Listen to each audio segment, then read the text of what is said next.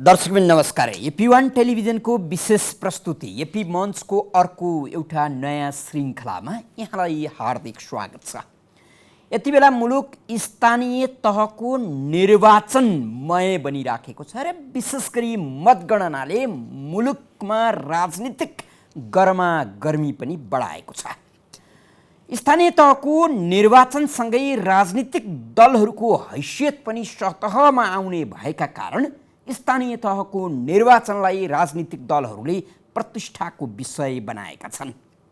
स्थानीय तहको निर्वाचन सामान्य नागरिकसँग जोडिने भएका कारण पनि यो अझ बढी महत्त्व र चासोको विषय बन्नु स्वाभाविक नै हो।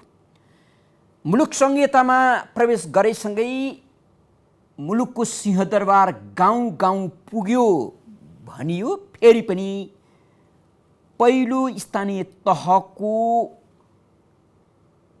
कार्यकालमा जनप्रतिनिधिले नागरिकले अपेक्षा जस्तो गरी काम गरेनन्, कमाउ धन्दामा लागे, सर्वसाधारण नागरिकका दुःखका पक्षमा उनीहरू उभिन सकेनन्, राजनीतिलाई व्यापार बनाए भन्ने जस्ता आरोप खेप्दै आएका जनप्रतिनिधि र तिनका दलहरूले यो निर्वाचनमा भने अलि बढी सचेतना देखाएका हुन् कि भन्ने जस्तो देखिन्छ। त्यसो त उनीहरूको व्यवहार अबको 5 वर्षसम्म तपाईँ हामीले झेल्नु छ। जनप्रतिनिधि जनताका हुन् कि जनप्रतिनिधि राजनीतिक दल र तिनका नेताहरूका हुन्, यो भने हेर्न बाँकी कुरा हो।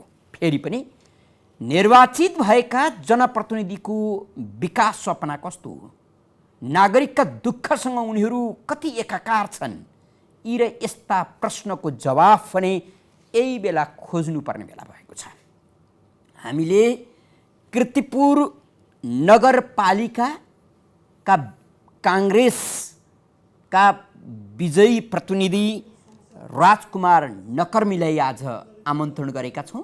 राजकुमार नकर्मीले विशेष गरी कीर्तिपुर नगरपालिकाको लाल किल्लालाई भत्काइदिएको अवस्था छ। लामो समयदेखि कीर्तिपुर नगरपालिका कम्युनिस्टको गढका रूपमा परिचित थियो। त्यही कम्युनिस्ट गढलाई भत्काइदिन सफल बन्नुभएका राजकुमार नकर्मीलाई नागरिकले किन पत्याए, उहाँको सिङ्गो टिमलाई किन मतदान गरे, अब यसपछि नकर्मीको समूह अथवा सिङ्गो टिमले कीर्तिपुर नगरपालिकालाई कस्तो बनाउँछ, अब भने चासोको विषय यो हुनेछ। हाम्रो स्टुडियोमा हुनुहुन्छ कीर्तिपुर नगरपालिकाका निर्वाचित प्रमुख राजकुमार नकर्मी, उहाँलाई स्वागत गरौँ। नकर्मीज्यू, यहाँलाई एपी1 टेलिभिजनमा हार्दिक स्वागत छ। हस्, धन्यवाद। हजुर, अब तपाईँले आफ्नो सम्पत्ति विवरण सार्वजनिक गर्न भ्याउनु भयो कि बाँकी छ? त्यो कुरा चाहिँ अहिलेलाई बाँकी छ भन्नु पर्यो। किन नभ्याउनु भयो कि होइन, गर्नु पर्दैन ठान्नुभयो कि? त्यो यो विषय चाहिँ के हो भन्दाखेरि अहिले भर्खर हामीले पदभार ग्रहण गऱ्यौँ। कार्यकारी बैठक नै बस्न सकेको अवस्था, कार्यपालिकाको बैठकै बस्न नसकेको अवस्थामा सबैसँग सल्लाह गरेर, सबै कार्यपालिकाका मेम्बरहरूसँग सल्लाह गरेर सबैको चाहिँ कार्य यो सम्पत्ति विवरण कति देखाउने भनेर सल्लाह गर्ने कि कहिले सार्वजनिक गर्ने भनेर सल्लाह गर्ने? त कहिले सार्वजनिक गर्ने भन्ने विषयमा सल्लाह गर्ने। सम्पत्ति कति लुकाउने भनेर सल्लाह गर्ने चाहिँ होइन? त्यसमा त दुविधा छैन, जति जति छ त्यो सबै देखाउने हो, नभएको कुरा न। तर तपाईँ त लामो राजनीति गरेर यहाँसम्म आइपुग्नु भयो मान्छे, होइन? चुनाव हुनुभन्दा अगाडि एउटा नेताका हैसियतबाट आफ्नो सम्पूर्ण सम्पत्ति आफ्ना मतदाताका अगाडि सार्वजनिक गर्ने हैसियत राखिदिनु भएको भए कति जाति हुन्थ्यो नि। यो हामी चुनाव लडेको त्यही परम्परागत ढङ्गबाटै चुनाव लड्या हो। तपाईँले भर्खर प्रस्तुत गर्नुभएको राय यो चाहिँ उत्तम प्रणालीभित्र पर्छ कि पहिले नै सम्पत्ति विवरण गरेर चुनाव लड्नु भनेको। तर नेपालको सिस्टममा यो अहिले छ जस्तो मलाई लाग्दैन। कुनै पनि देशभरिकै पालिकामा कुनै पनि उम्मेदवारले त्यसो गरेको छ जस्तो लाग्दैन। तपाईँले पनि गर्न भ्याएन, आवश्यक ठान्नु भयो। चुनावमा कति खर्च गर्नुभयो होला, ढाँट्ने बानी छ कि छैन? अब कि ननाकी त राजनीतिक नेता भइँदैन क्या र? होइन, त्यो रियल कुरा गर्छु। ढाँट्नै पर्छ होइन? होइन, यो ढाँट्नु आवश्यक छैन। किन भन्दाखेरि यो वर्षको चुनाव निर्वाचन आयोगको आचार संहिताको कारणले धेरै खर्च बसेको छ सबैको, प्रायः चाहिँ सबैको। त्यसै कारण मेरो पनि खासै चुनावमा खर्च भयो भन्ने कुरा चाहिँ छैन। अब सीमाभित्रै खर्च गरेको छु, केही बाहिर। निर्वाचन आयोगले त्यो टोपी नबना भनिदियो, टी सर्ट नबना भनिदियो, अलिकति ब्यानर नबना भनिदियो, पैसा नबाड त भनेकै छैन हैन। मतदाताको घरमा पैसा नबाड, खसी नकाट त भनेको छैन नि। मैले राजनीति गरेको 4 दशक भइसक्यो हैन, अहिलेको स्टेजमा। अनि त्यत्रो जनताको सेवा गरेँ, त्यो ठाउँको विकासको लागि मैले योगदान गरेँ र पनि पैसा बाँड्नु पर्यो भने मैले राजनीति गरेको मेरो त्यो योगदानको के अर्थ, के मूल्य हुन्छ र? मतदाताले साँच्चै इमान्दार नेतालाई मतदान गर्ने परिस्थिति हामी कहाँ छ? भाग्यमानी नेताभित्र तपाईँ पर्नुहुन्छ भने अरू पालिकाको निर्वाचनमा म भन्दिनँ, कीर्तिपुर नगरपालिकाको निर्वाचनमा मतदाताले त्यही आधारमा, त्यही बेसमा चाहिँ मतदान गरेको हो। अब तपाईँले यो दाबी गरिरहँदा तपाईँकै क्षेत्रमा पुगेर तपाईँका मतदातासँग तपाईँका बारेमा हामीले केही सोध्ने प्रयास गरेका छौँ। तपाईँका मतदाताले तपाईँबाट के अपेक्षा गर्नुहुँदो रहेछ हामी तपाईँलाई देखाउँछौँ। अहिले आउने नयाँ मेयरज्यूबाट पहिलाभन्दा अलि राम्रै खालको प्रोग्राम ल्याएर राम्रोसँग काम गरिदिए मलाई धेरै नै खुसी हुन्छ, यहाँको जनताहरूलाई पनि खुसी हुन्छ। अब उहाँको जुन उसले चाहिँ प्रतिबद्धता दिएको थियो चुनावमा, उहाँले जे बोलेको थियो उसको चाहिँ जे उसमा पत्रमा निकालेको थियो त्यो अनुसारले काम गरिदिए सबै जनताहरू खुसी हुन्छ। तर खोइ अब उहाँहरूले गर्नु भयो भने त राम्रै भयो, अब गरेन भनेदेखि पछि फेरि उहाँलाई अप्ठ्यारो होला। उहाँको विचार त मैले सुन्न पाएँ नि, उहाँ के विचार राख्नुहुन्छ, हामीप्रति के अपेक्षा राख्नुहुन्छ भन्ने विषय त उहाँले आफ्नो बोल्ने क्रममा बताइहाल्नुभयो होइन।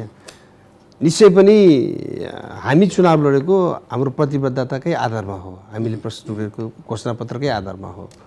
र हामी के कुरामा कतिबद्ध छौँ भने हामी निर्वाचित भइसकेपछि कीर्तिपुरका केही पक्षहरूमा जसलाई गत नेतृत्वले सम्बोधन गर्न सकेको थिएन त्यो हामी गरी छोड्छौँ।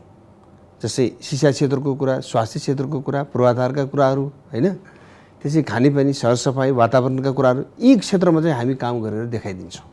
र मलाई लाग्छ मेरो आम मतदाताले पनि यही कुरा अपेक्षा राखेको छ जस्तो मलाई लाग्दछ।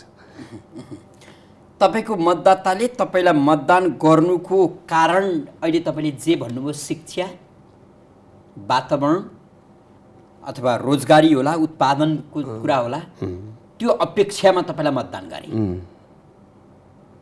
अब तपाईँले हुन त आफ्नो प्रतिबद्धता पत्रमा पनि जाहेर गर्नुभएको छ, कृषिको कुरा गर्नुभएको छ, खेलकुदको कुरा गर्नुभएको छ, सरसफाइको कुरा गर्नुभएको छ, शिक्षाको कुरा गर्नुभएको छ र कीर्तिपुरलाई शिक्षाको हब बनाउने भन्नुभएको छ।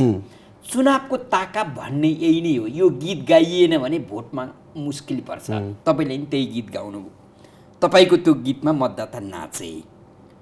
अब शिक्षाको हब के कारणले कसरी बनाउने त्यो चाहिँ योजना संक्षिप्तमा भनिदिनुहोस् त। अब कीर्तिपुर सानो नगरपालिका, तर मलाई लाग्छ कीर्तिपुरमा जति प्राध्यापक डाक्टरहरू अरू क्षेत्रमा त्यति क्षेत्रफलभित्र अरू कुनै पनि नेपालको ठाउँमा छ जस्तो मलाई लाग्दैन। त्यति सानो एरियाभित्र प्राध्यापक डाक्टरहरू। हाम्रो योजना के हो भन्दाखेरि ती प्राध्यापक डाक्टरहरू अधिकांश रिटायर भएका अवस्था पनि छन्। अधिकांश ती रिटायर भएका प्राध्यापक डाक्टरहरूलाई नगरपालिकाले एउटा विशेष फोरम बनाएर कीर्तिपुरको शिक्षा विकासमा योगदान पुर्याउन सक्ने केही आधारहरू तयार गरेर कीर्तिपुरलाई हामी शिक्षाको हब बनाउँछौँ भने हो।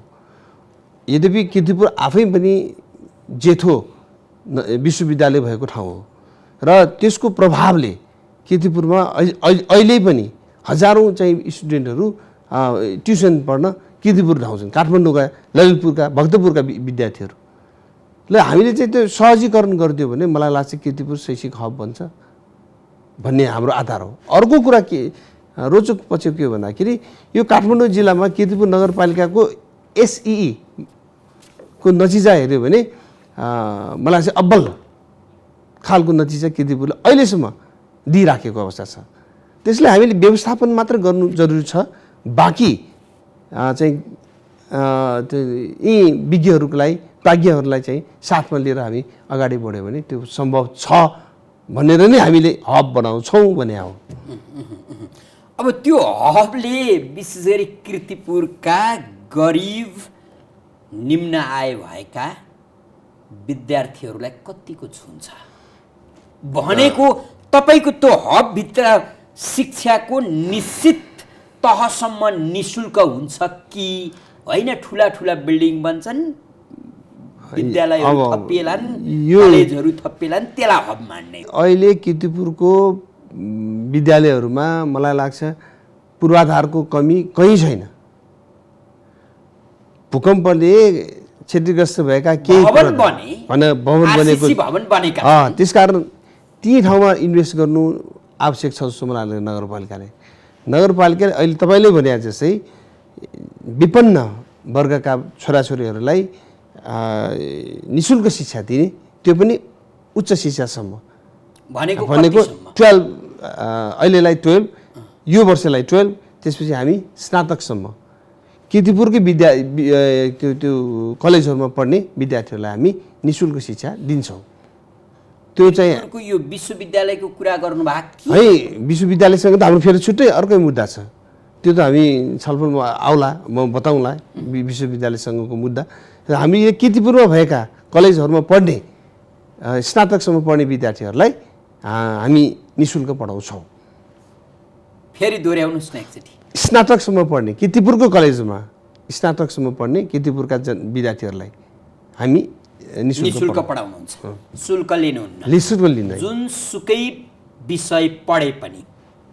अब यो प्र्याक्टिकल विषयमा जहाँ चाहिँ उनीहरूको थुप्रै चाहिँ के प्र्याक्टिकल गरेर चाहिँ त्यसमा चाहिँ केही चाहिँ होला होइन, नत्र अन्यथा अरू विषयमा जहाँ जसको चाहिँ प्र्याक्टिकल छैन, अब उच्च शिक्षा हासिल गर्न चाहन्छ त्यो विद्यार्थीहरूलाई चाहिँ हामी निःशुल्क पढाउँछौँ। तपाईँको यही वर्षबाट सुरु हुन्छ? लक्ष्य त यही वर्षबाट भनेको छु होइन। अब सायद तयारी गर्नलाई समय भ्याएन भने शैक्षिक सत्र शैक्षिक सत्र नै त्योभन्दा पनि शैक्षिक सत्र कहिलेबाट सुरु हुन्छ होइन, त्यो पछि हामी तहगत ढङ्गबाट जस्तै अहिले अब प्राविधिक शिक्षाको कुरा पनि जहीँ तहीँ उठिराखेको छ, कीर्तिपुरको अवस्थामा के छ? प्राविधिक शिक्षाले हामी स्थापना गर्छौँ, 100% लेख्नुहोस्, प्राविधिक शिक्षाले हामी स्थापना गर्छौँ। हामीले निःशुल्क शिक्षालाई किन प्राथमिकतामा राखेको भन्दाखेरि हाम्रो प्रतिबद्धता पत्रमा के भनेको छु भन्दाखेरि कीर्तिपुरको हर घरमा यो वर्षदेखि हर घरबाट एकजना स्नातक उत्पादन गर्ने भने हामीले प्रतिबद्धता पत्रमा लेखेका छौँ। त्यसै कारण स्नातकसम्म पढ्ने विद्यार्थीलाई कीर्तिपुरको कलेजमा निःशुल्क हुन्छ। यहीँनिर तपाईँले हर घरमा स्नातक नागरिक बनाउने प्रतिबद्धता जाहेर गरिरहँदा पढ्नु एउटा कुरा भयो, बाँच्नु अर्को कुरा होला, रोजगारीको कुरा आउला, क्याम्पस गएर मात्रै पुग्दैन होला, क्याम्पससम्म आफ्ना विद्यार्थीलाई पठाउनका लागि अभिभावकका लागि रोजगारी चाहिएला, त्यसको व्यवस्था के गर्नुहुन्छ? अब रोजगार कीर्तिपुर नगरपालिकाले दिन सक्दैन, यो राज्यले दिन नसकेको कुरा कीर्तिपुर नगरपालिकाले दिन्छु भन्यो भने त्यो पनि होइन। मैले भनेको रोजगारको हकमा पनि हाम्रो क्लियर दृष्टिकोण छ।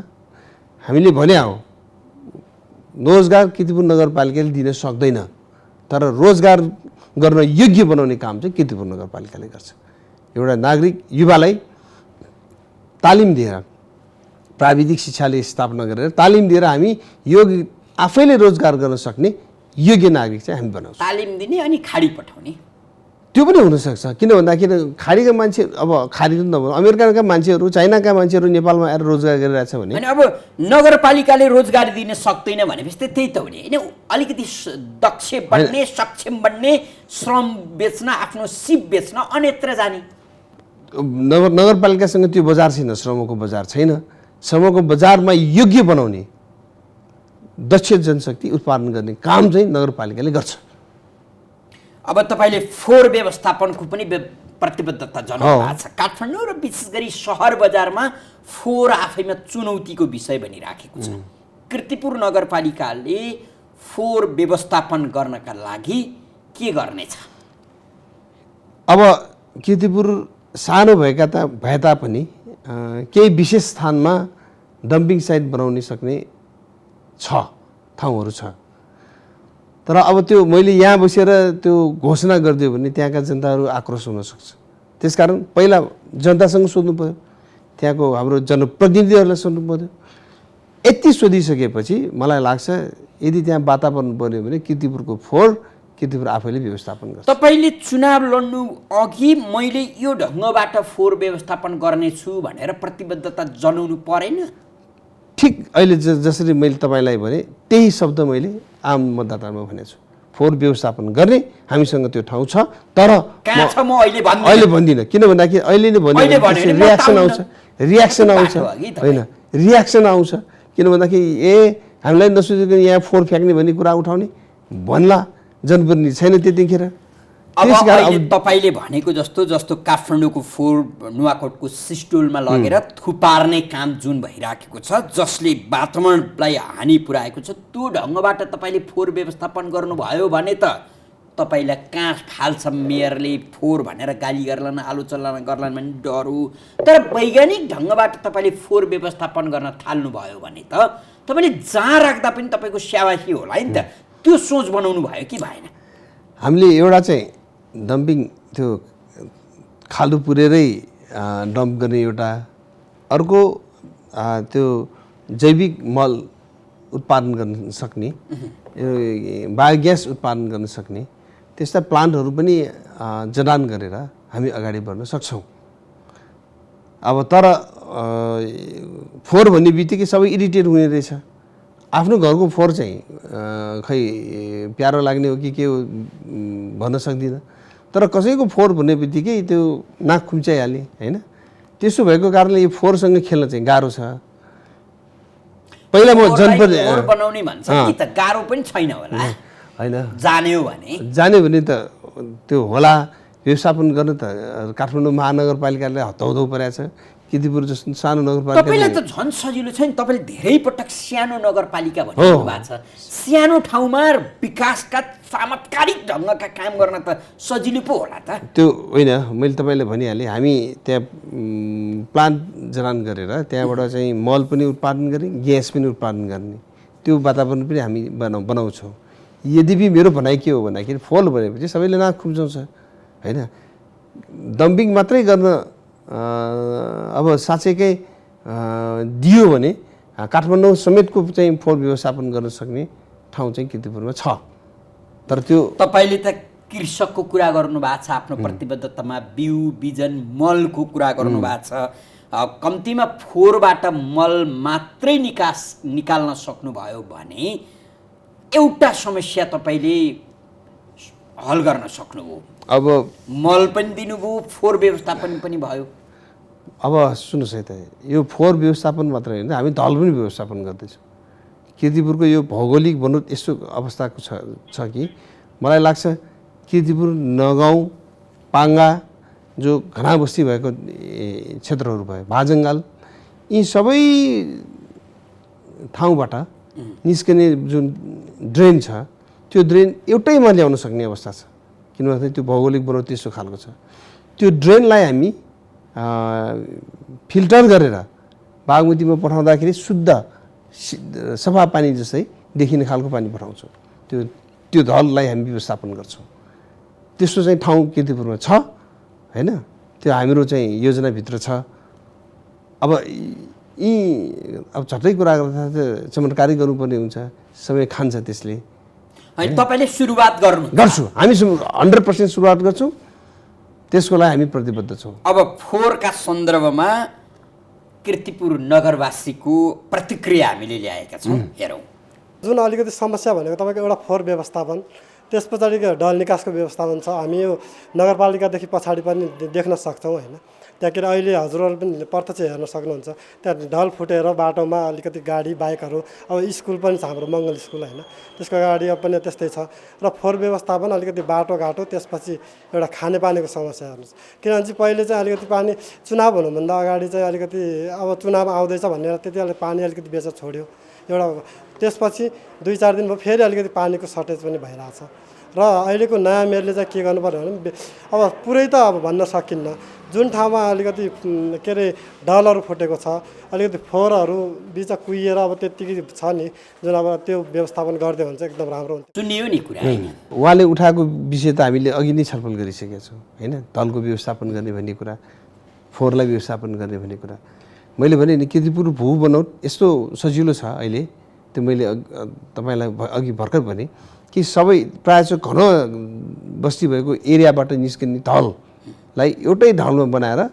एउटै ठाउँमा बनाएर त्यहाँबाट फिल्टर गराएर मल पनि उत्पादन हुने तपाईँले भनेपछि अनि बागमतीमा पानी झर्दाखेरि सफा पानी पनि झर्ने त्यसको लागि समन्वय गर्नु पर्ला बजेट कीर्तिपुरसँग थोरै छ बजेटको लागि मैले एक दुई ठाउँमा गुहार गर्नु पानीको समस्या निकै छ नि कीर्तिपुरमा हैन कीर्तिपुरमा पानीको समस्या छैन साँच्चै भन्ने हो भने तपाईको घरमा छैन होइन मेरो घरमा पनि छ केही ठाउँमा छैन हैन समस्या यो समस्या चाहिँ भाडा पानीका लागि लाइन बसाइएको कुनै समयमा त्यसो अहिले भर्खर पनि भन्नुभयो हैन कुनै समयमा त्यसो थियो हैन तर पानीको समस्या भनेको अब अलि भिरालो जग्गा भएको ठाउँमा माथितिर बढी पानी समस्या हुन्छ माथि पम्प गर्न गाह्रो हुने भएको कारणले त्यो समस्या त छँदैछ मैले समस्या किन अवस्थामा छैन भनेको व्यवस्थापन गर्न सकेन भएको स्रोतलाई सकिएन अब सकिन्छ किन सकिन्छ त्यसको पनि क्लियर दृष्टिकोण छ अहिले ललितपुर काठमाडौँको टेकु त्रिपुरेश्वर अनि यो कलङ्की हैन कुलेश्वर बाफलसम्मको पानी सप्लाई कीर्तिपुरबाट भइरहेछ यो कीर्तिपुरको सुन्दरी घाटको प्लान्टबाट वाटर प्लान्टबाट अब ती ठाउँमा त अब मेलाम्ची आयो नि त ती ठाउँमा मेलाम्ची आइसकेपछि त्यो वाटर फेरि कीर्तिपुरले उपभोग गर्न पाएको छैन त्यो उपभोग गर्न चाहिँ प्रहरीले गर्न सकेन नगरपालिकाले त्यो प्लान्टबाट सुन्दरी घाटको प्लान्टबाट कीर्तिपुरले पानी लग्छ अब त्यहाँ पानी आइसकेपछि त यता त पानी कीर्तिपुरले खानु पर्नु पऱ्यो अब अहिलेसम्म दिएको छैन त्यो पानी कीर्तिपुरले लगिसकेपछि मलाई लाग्छ कीर्तिपुरको समस्या समाधान हुन्छ र मेलाम्चीको 60 लाख लिटरको रिजर्भयर पनि कीर्तिपुरमा छ अब त्यो मेलाम्ची बन्यो र सुन्दरी घाटमा पनि त्यो पानी आयो भने मलाई लाग्छ कीर्तिपुरमा खानेपानीको समस्या हट्छ हजुर परमजी अब मुलुकको समस्या हो यो विशेष गरी प्रशासनिक क्षेत्रको ढिला सुस्ती सिंहदरबारमा पनि त्यही ढिला सुस्तीको रोग छ वार्ड कार्यालयमा पनि त्यही ढिला सुस्तीको रोग छ हरेक ठाउँमा ढिला सुस्ती त्यो रोगसँग तपाईँ कसरी जुझ्नु होला अब प्रशासनिक सुधार हुनु अति आवश्यक छ जसलाई हामी सुशासन भन्छौँ नि अब सुशासन मेरो पहिलो प्राथमिकताभित्र पर्छ अब सुशासन भनेको नगरपालिकाले खर्चै गर्नु नपर्ने विषय फेरि मात्र कर्मचारीलाई व्यवस्थापन गर्ने हो र भए गरेका यस्ता अनियमितता अपारदर्शी कार्यहरूलाई चाहिँ जनता सामु चाहिँ ल्याउने हो अब ढिला सुस्तीको कारणले जनता सेवाबाट अलि दुःख पाइरहेछ अब यता प्रशासन आफैले पनि यो रियलाइज गरेको विषय हो कि अब ढिला सुस्ती भयो भने जनता चाहिँ चिडिएको छ अब कर तिर्न आउँछ कर तिर्ने ठाउँमा अब यहाँ बडे मानको चाहिँ लाइन कर म पैसा बुझाउँछु भन्दाखेरि पनि घन्टौँ कुर्नुपर्ने थियो सेवा नदिने त्यस्ता कुराहरूमा नगरपालिकाले एउटा काउन्टर खोलिरहेछ भने 2टा काउन्टर खोलिदिनु 2टा मात्र काउन्टर गर्ने बित्तिकै सेवाग्राही त आएर त तुरन्त चाहिँ त्यो के सेवाग्राहीको यो पीडा आजसम्म तपाईँसँग छ त्यो छ शपथ ग्रहण गरिसकेका केही महिनापछि हराउने हो कि अब त्यसरी चाहिँ नभनौँ हैन किनभने हामी पनि सेवकै बन्नको लागि नगरपालिकामा प्रवेश गरेका हौँ शासक बन्ने होड भए चाहिँ शासकले भुल्थे होला, हामी चाहिँ सेवकै हुन्, सेवा नै गर्छु भनेर आएको भनिदिनु भएकोमा धन्यवाद, तर त्यो समयले बताउँछ होइन। तपाईँले अहिले कीर्तिपुर नगरपालिकाको नतिजा त थाहा भयो होला। हामीले यही कमिटमेन्टको गरेर नै जनताले हामीलाई विश्वास गरेको हो र हिजोको नेतृत्व जुन छ त्यसमा एउटा अहम नगरपालिकालाई जसरी उहाँहरूले चाहिँ यो दलको कार्यालय जसरी चलायो नि त्यसैको प्रतिफल त अहिले उहाँहरूले झेल्नु पऱ्यो। क्लिन भनौँ न, नेपाली काङ्ग्रेससँग प्रतिस्पर्धा गरेका एमाले र माओवादीको पार्टीको त हविगत त देखिहाल्यो, एउटा पनि जित्नु सकेन। नेपाली काङ्ग्रेससँग प्रतिस्पर्धा गरेर एकजना पनि पण्डित भयो। अब तपाईँले भोलिका दिनमा नगरपालिकालाई राजनीतिक अखाडाबाट विमुख बनाउन सक्नु होला र भने? यति चाहिँ हामी प्रतिबद्ध छौँ। तपाईँले भने चाहिँ हामी राजनीतिक दलको कार्यालय बनाउँदैनौँ, यो जनताको सेवा दिने ठाउँ हो। सेवा गरेकोलाई सधैँ हामी उच्च प्राथमिकतामा राखेर काम। अब त तपाईँको नगरपालिकामा यो मिक्स बसोबास भनौँ न, विभिन्न जात जाति बाहिरबाट नि आएर बस्ने मानिसहरूको भिड पनि बढ्न थाल्यो।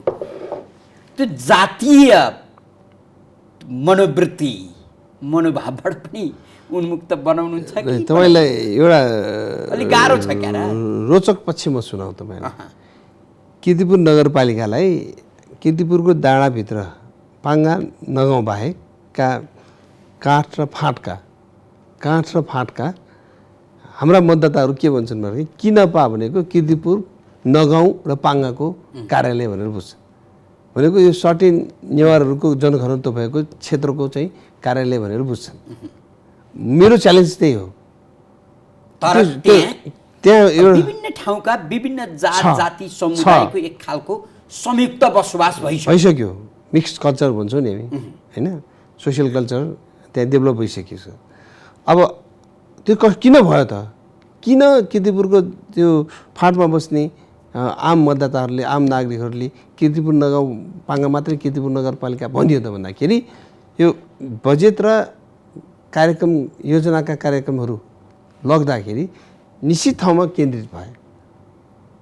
भनेको जात हेरियो, समुदाय हेरियो। अब तपाईँले त्यो गर्नुहुन्छ कि गर्नुहुन्न त? तपाईँले यो यसै त मैले भनेको यो च्यालेन्ज म समाधान गर्छु। कसरी समाधान गर्छु भने योजनालाई म समावेशी ढङ्गबाट, योजना र कार्यक्रमहरूलाई समावेशी ढङ्गबाट वितरण गर्छु।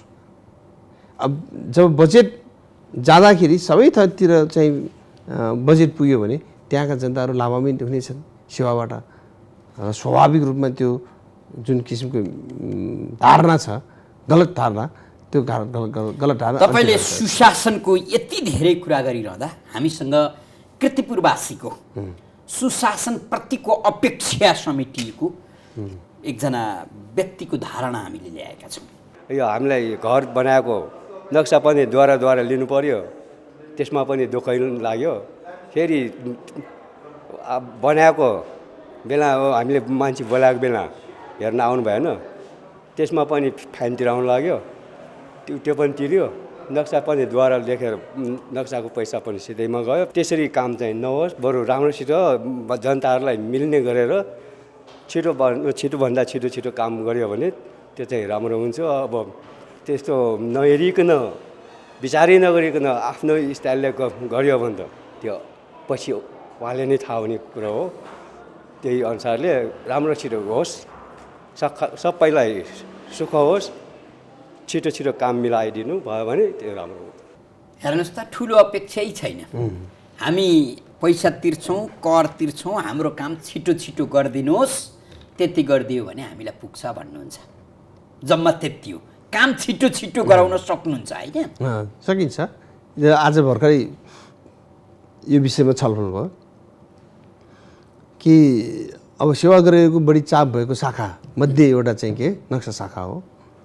नक्सा शाखालाई चाहिँ अलि व्यवस्थित गर्नु पर्यो भन्ने चाहिँ यो आम मतदाताको मात्रै होइन, हामी आफैको पनि यो चासो र सम्बन्धित विषय भएको कारणले नक्सा शाखामा अहिले हामी छुट्टै हेल्प डेस्क बनाउँदैछौँ। त्यो हेल्प डेस्कले उहाँले भन्नुभए जस्तै ऱ्यान्डमली आएका सेवाग्राहीहरू जसलाई नक्साको मापदण्डको बारेमा थाहा छैन, नक्सा कसरी तयार गर्ने भन्ने थाहा छैन होइन, नक्सा तयार गर्दा के नक्सा पास गराउँदालाई के पेपरहरू सब्मिट गर्नुपर्छ त्यो कुरा थाहा छैन, ती सबै सेवा पुर्याउने भइसकेपछि मलाई लाग्छ उहाँले भन्नुभएको जस्तै दोहोऱ्याइ तेह्रै आउनु पनि परेन। एउटा कुरा त्यो भयो। अर्को हाम्रो टोटल सर्भिस नक्सा पासको सर्भिस अहिले डिजिटलाइज गर्ने काम भइराखेको छ टोटल, र इन्ट्री हुने बित्तिकै त्यो नक्सा कहाँ पुग्यो, कुन शाखामा बसिराखेछ, त्यो सबै कुरा चाहिँ के हामी त्यो थाहा पाउँछौँ सजिलैसँग। त्यसको कारणले अब नक्सा आफैमा पनि जटिल त्यो प्रक्रिया हो, किन भन्दाखेरि समय लाग्छ, विधिवत रूपमा त्यो नक्सा पास गर्न समय त लाग्छ। तर उहाँले भन्नुभएको चाहिँ अनावश्यक झन्झट यदि छ भने त्यहाँ त्यसलाई अन्त्य गर्ने हेल्प डेस्क पनि हुन्छ र स्ट्रिक्टली हामी त्यो शाखामा नजर पनि राख्छौँ। नगरपालिकामा भ्रष्टाचार छ कि छैन? छ भन्छ अरूले, अब म भाषण गर्दाखेरि भन्नु भने आऊ होइन, भनौँ यदि नगरपालिकामा भ्रष्टाचार छ भने हामी अन्त्य गर्छौँ भने आऊ भन्नु हो तपाईँले। हो भनेकै हो। अब त्यसमा भाग शान्ति गर्ने कि त्यसलाई समाप्त गर्ने चुनौती छ? अब नियन्त्रण गर्छौँ हामी, समाप्तै गर्छौँ त गरिन्न। त्यो त भाग शान्ति त कुरै प्रश्नै उठेन, भाग शान्तिको त प्रश्नै उठेन। अब यदि रहेछ भने यत्रो खर्च भएको छ भन्लान् वार्ड सदस्य वार्ड अध्यक्षहरू, तपाईँलाई पनि हो त नि भन्ने लाग्ला। अब त्यसो हो भनेदेखि त म उहाँलाई राजीनामा दिएर व्यवसाय गर भन्छु। एउटा व्यवसाय गर, नगरपालिकाले उहाँलाई राम्रो सहयोग दिन्छ व्यवसाय फस्ताउनको लागि, उहाँको बिजनेस फस्ताउनको लागि राम्रो सहयोग दिन्छ, ल तपाईँ व्यवसाय गर भनेर भनिदिउँ न। तर भाग शान्तिको कुरा आउँदैन। भ्रष्टाचार न्यूनीकरण गर्ने केही सोच्नु भएको छ? मैले भनिहालेँ जवाबदेही होइन, जवाबदेही कर्मचारी तन्त्र बन्यो भने भ्रष्टाचार अटोमेटिकली कन्ट्रोल हुन्छ। अब त्यहाँ त्रासमेन्ट पनि हुने भयो होइन, त्यहाँ अब त्यो के अनियमितताका के अरू पालहरू हुन्छन् नि लुपहोल्स, त्यो पनि नियन्त्रण हुने भयो भनेपछि त मलाई लाग्छ न्यूनीकरण भ्रष्टाचार हुन्छ। मुलुकमा सङ्घीयता कार्यान्वयन भइसकेपछि, स्थानीय तह निर्माण भइसकेपछि एउटा शब्द निकै प्रचलित छ, त्यो भनेको चाहिँ नमुना। नगरपालिका नमुना, वार्ड कार्यालय नमुना, नगरपालिका प्रमुख नमुना, वार्ड अध्यक्ष, यस्ता चिज खुब चर्चामा आएका छन्। तपाईँलाई त्यो नमुना बन्ने रहर छ कि छैन? मलाई साँच्चै भन्नुपर्दाखेरि नमुना बन्ने रहर छैन, तर म इमान्दार भएर काम गर्छु, जनताको सेवक भएर काम गर्छु।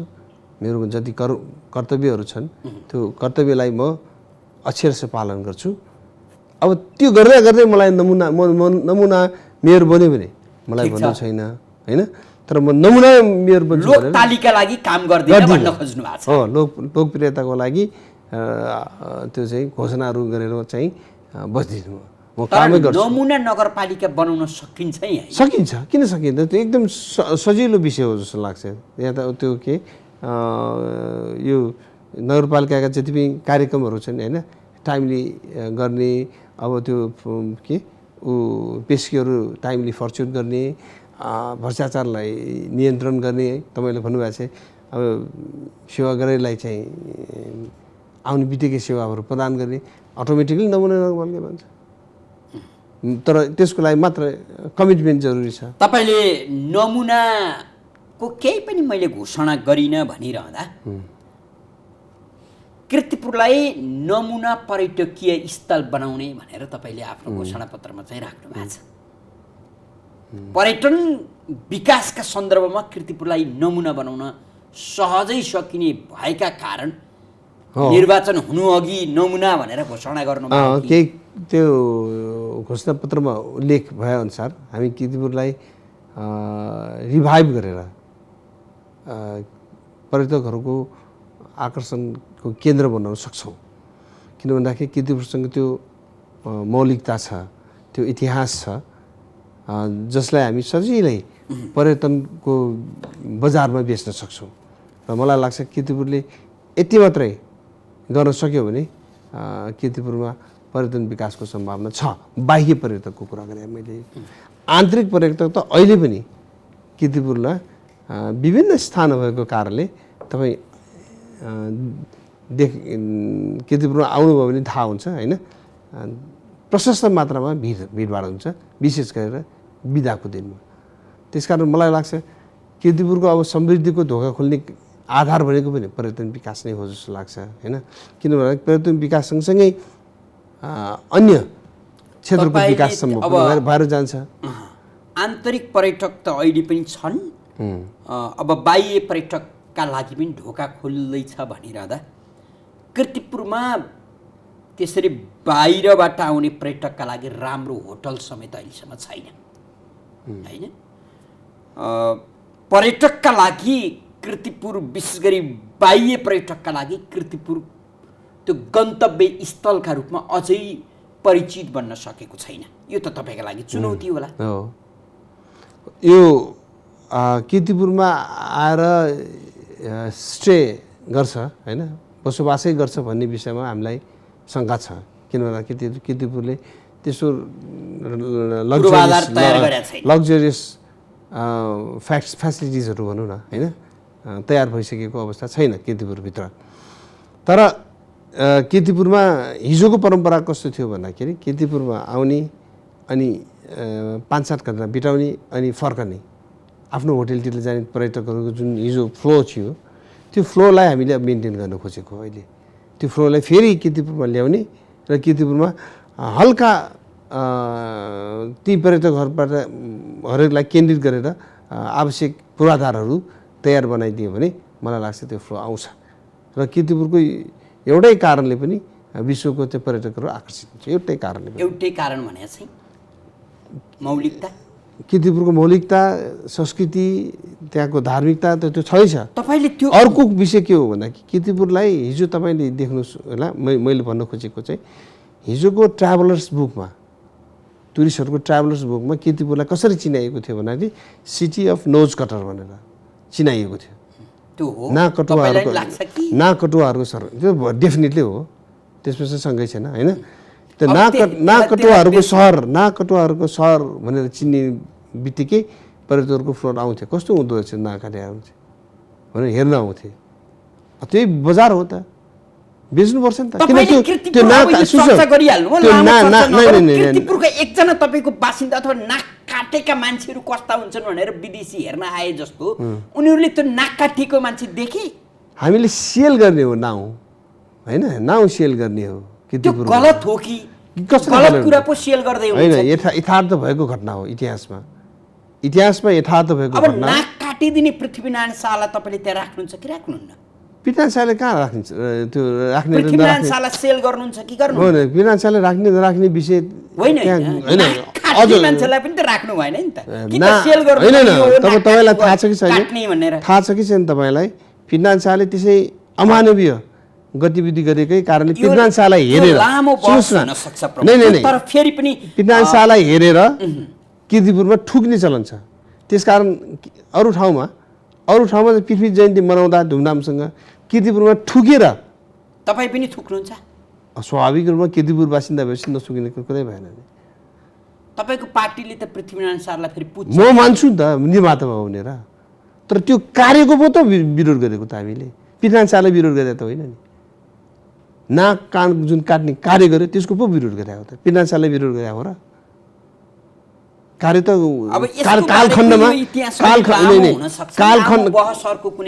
कालखण्डमा नेतृत्वको गल्ती हुन्छ। पृथ्वीनारायण शाहलाई पूजा पनि गर्नुहुन्छ राष्ट्र निर्माताका रूपमा, अर्कोतिर पूजा चाहिँ मान्नुहुन्छ नि? मान्छु, सम्मान गर्छु। फेरि अर्कोतिर कीर्तिपुर पुग्नुहुन्छ र हतार थुक्नुहुन्छ नै। अरू कजले होइन, सिङ्गल कजले हामी उहाँलाई के भन्नु अब त प्रतीकको रूपमा, विरोधको प्रतीकको रूपमा हामी ठुक्या हो। उहाँको प्रमुखज्यू अब कीर्तिपुर खेलका रूपमा पनि चर्चाको क्षेत्र हो। तपाईँले आफ्नो निर्वाचनको यो प्रतिबद्धतामा खेललाई पनि समावेश गर्नुभएको छ।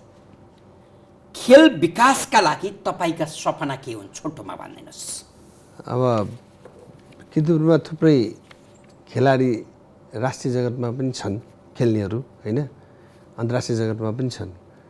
र त्यो प्रतिभालाई हामी चाहिँ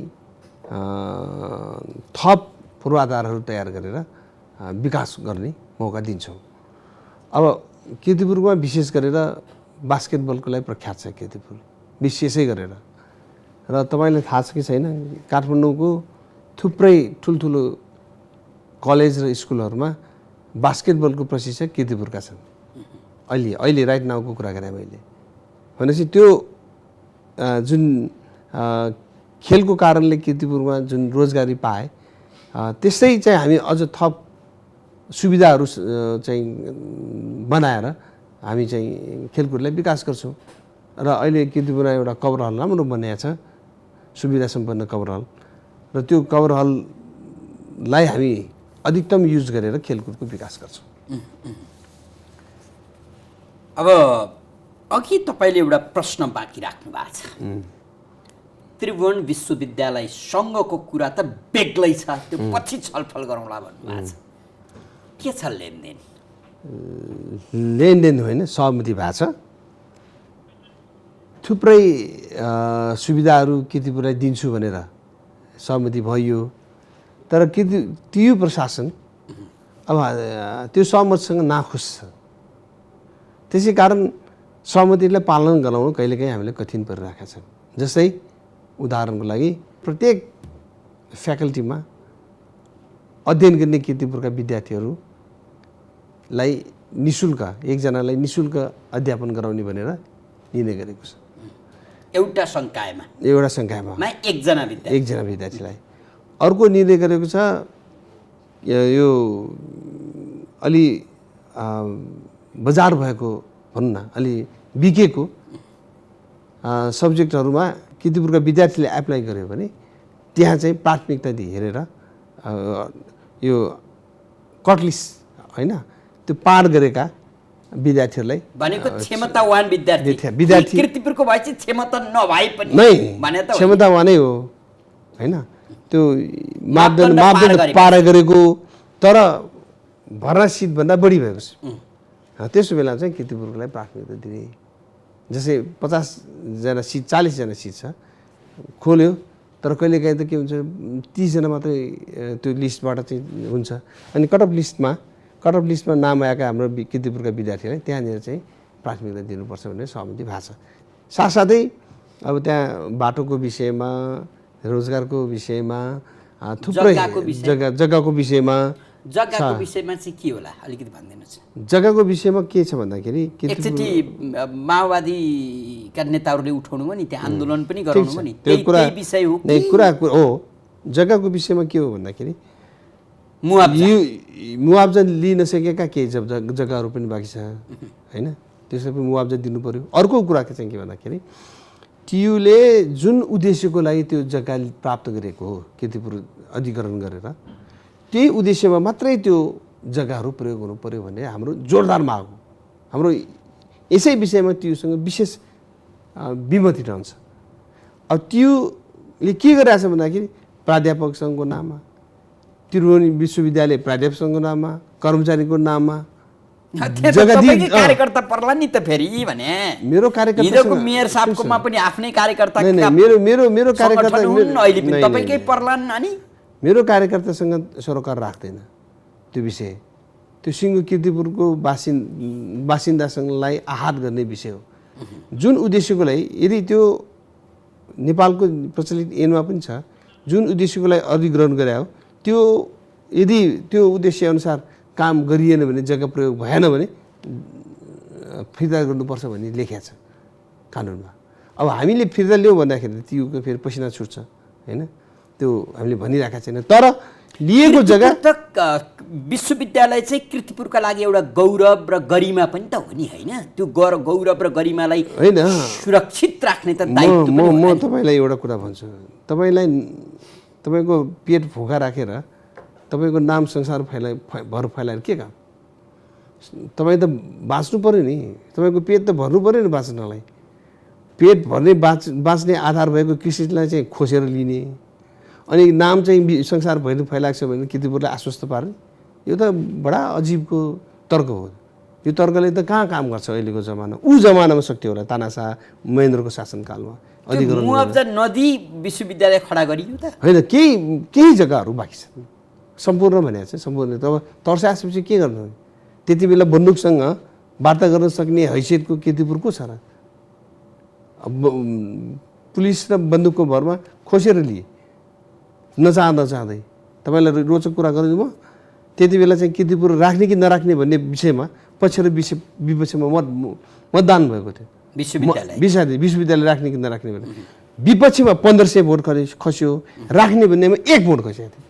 तर त्यही 1 भोटको बेसिसमा राज्यले के त दमनकारी ढङ्गबाट चाहिँ त्यो 3500 रोपनी जग्गा कीर्तिपुरको हडपेर लियो। यो इट्स नट अ जोक। 3500 रोपनी भनेको अहिले आनाको चाहिँ 50 लाख छ नि। अब त्रिभुवन विश्वविद्यालय उठाउनु श्रेष्ठकर हुनेछ होइन।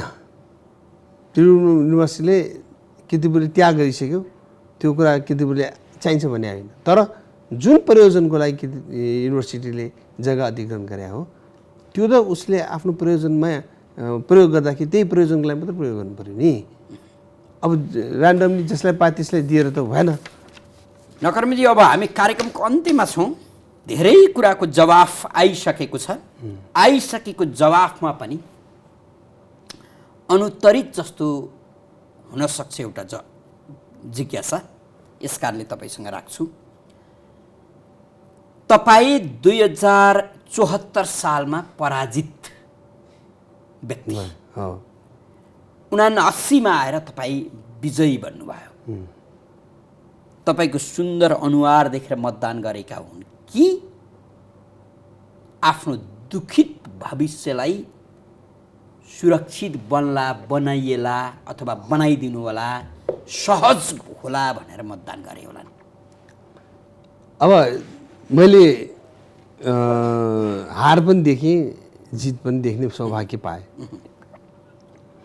यो हार र जित भनेको चाहिँ एउटै मात्र कारणले, फ्याक्टरले चाहिँ हुँदैन। हार्दाखेरि पनि मल्टिफ्याक्टर कामले प्रभाव गर्छ, जित्दाखेरि पनि मल्टिफ्याक्टरले काम गर्छ। म अब हारको कुरा नगरौँ, जितको कुरा गर्दाखेरि मैले जितिरहँदाखेरि मेरा थुप्रै सहायक पक्षहरू थिए। त्यसमा मेरो तपाईँले भने चाहिँ व्यक्तित्व पनि एउटा कारण होला, एउटा मैले व्यक्त गरेका प्रतिबद्धता कुरा होला, घोषणापत्रका कुराहरू होला, र विपक्षले उनले गरेको काम गलत कामको कारणले होला। विपक्षले भने मतलब गत नेतृत्वले गलत काम गरेको कारणले हुनसक्छ। अब मसँग प्रतिस्पर्धा गर्ने दल विभाजित भएर पनि हुनसक्छ, हाम्रो दलभित्र एकता भएर पनि हुनसक्छ। सबै कारणले चाहिँ यो चाहिँ के निर्वाचनमा मैले जितेँ। र एउटा सन्देश अझ भनौँ विश्वभर नै, किन भन्दा कीर्तिपुरलाई देख्ने बित्तिकै यो त के आम धारणा छ भने यो त वाम कम्युनिस्टहरूको चाहिँ गढ हो, कम्युनिस्टहरूको वर्चस्व भएको ठाउँ भन्या ठाउँमा आज हामीले कङ्ग्रेसले लोकतन्त्रवादी शक्तिले शानदार ढङ्गबाट विजय प्राप्त गरे। एउटा वार्ड बाहेक, एउटा वार्ड त्यो पनि कम्युनिस्ट होइन, स्वतन्त्र। 10मा एउटा स्वतन्त्र जित्या छ, बाँकी 9मा हामीले जित्या छ, त्यो पनि टिमै सहित। हामीसँग प्रतिस्पर्धा गर्ने नेकपा एमालेका कोही पनि उम्मेदवार जितेन, माओवादीको पनि जितेन। अब त्यो ले एउटा सन्देश दिएको छ यो नेपाललाई। म विशेष गरी नेपाललाई किन भन्छु भन्दाखेरि यहाँ चाहिँ अलि सङ्कीर्ण खालको पोलिटिक्स गर्छ नि त, होइन? अब वाम वर्चस्व भएको ठाउँ भनेको ठाउँमा अहिले लोकतन्त्रवादीको चाहिँ यो स्वरूपमा चाहिँ विजय प्राप्त हुँदा के सन्देश गयो भने अब वामहरूको वर्चस्व भएको कीर्तिपुर रहेन। यो राजनीतिक कुरा भयो, तपाईँको पार्टीलाई फाइदा भयो, नागरिकलाई मतदातालाई फाइदा के चाहिन्छ?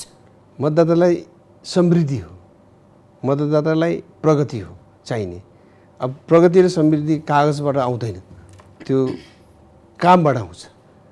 हिजो मतदाताहरूलाई त्यही घाँस बाँस कपासमा मात्रै त्यो नारामा मात्रै सीमित राख्यो, अहिलेको अवस्था आयो हामी घाँस बाँस कपासमा सीमित राख्ने रहेनौँ। र अहिलेको युवा पुस्ता विशेष गरेर जसले मलाई समर्थन गरे, सहयोग गरे, ती युवा पुस्ताको चाहिँ अपेक्षा रोजगारको हो। रोजगार दिलाउनु पर्यो। अब रोजगारको त थुप्रै रोजगार त किर्तिपुरमा छैन भन्नु नगरपालिकाले गर्दैन, दिँदैन, तर नगरपालिकाले रोजगार गर्न सक्षम नागरिक उत्पादन गर्छ। अच्छा राजकुमार नकर्बेज्यू, हाम्रो कार्यक्रमको निर्धारित समय सकिसकेको छ, आइदिनु भयो। तपाईँले जे कुरा हामीसँग गर्नुभएको छ त्यो चाहिँ आत्मसाक्षी राखेर पुरा गरिदिनु होला। अब हामी 6 महिनापछि भेटौँला। ठिक छ, यो 6 महिनामा तपाईँलाई सम्भव सोध्न छ। मिल्छ नि होइन, यो भनेको थिएँ यो गरेँ भनेर तपाईँले त्यो हाम्रो 5 वर्षीय कार्यकालको प्रतिबद्धता हो त्यो होइन। त्यसलाई 6 महिनामा चाहिँ के अलिक गाह्रो मूल्याङ्कन गर्दाखेरि अलिक गाह्रो हुन्छ, तर 6 महिनामा मैले त देखाउनु पर्छ नि त, के काम गरेँ भनेको देखाउनु पर्यो नि जनतालाई। सङ्केत बिहानीले गर्छ भनेको जस्तो जनतालाई त मैले गरेको काम गरेर देखाउनु पर्छ। भेट्छौँ होइन। हस्, धन्यवाद। धन्यवाद। दर्शकबिन, मुलुकमा स्थानीय तहको निर्वाचनको मत परिणाम सार्वजनिक भएसँगै विजयी जनप्रतिनिधिहरूले शपथ ग्रहण गर्ने र आफ्नो जिम्मेवारी सम्हालेर नागरिकका बिचमा उभिने काम सुरु भइसकेको छ। फेरि पनि नेपाली राजनीतिप्रतिको भरोसा, नेपाली राजनीतिक दल र तिनका नेताहरूको विश्वास नागरिकसँग पटक्कै छैन। यो तितो सत्य हामीले भन्नै पर्छ। यो भनिरहँदा नागरिकले दलहरूलाई किनारा लाउन खोज्दैछन् भनेर कसैले सोच्छ भने पनि त्यो गलत हुन्छ। हामीलाई चाहिने राजनीतिक दल र हाम्रा जनप्रतिनिधि नै हुन्, तर उनीहरूका लागि नागरिकको सिस्नु पानी आवश्यक छ। हामी यो मञ्चका माध्यमबाट हाम्रा जनप्रतिनिधिहरूले गर्ने र गरेका कामका बारे यसै गरी सोधखोज गर्नेछौँ र नागरिकको कठघरामा उभ्याउने प्रयास गर्दै जानेछौँ। आज हामीसँग हुनुहुन्थ्यो कीर्तिपुर नगरपालिकाका प्रमुख राजकुमार नकर्मी। उहाँसँगको संवाद तपाईँले हेरिदिनु भयो। तपाईँलाई धेरै धेरै धन्यवाद दिँदै कार्यक्रमबाट बिदा हुन्छौँ। जय नागरिक।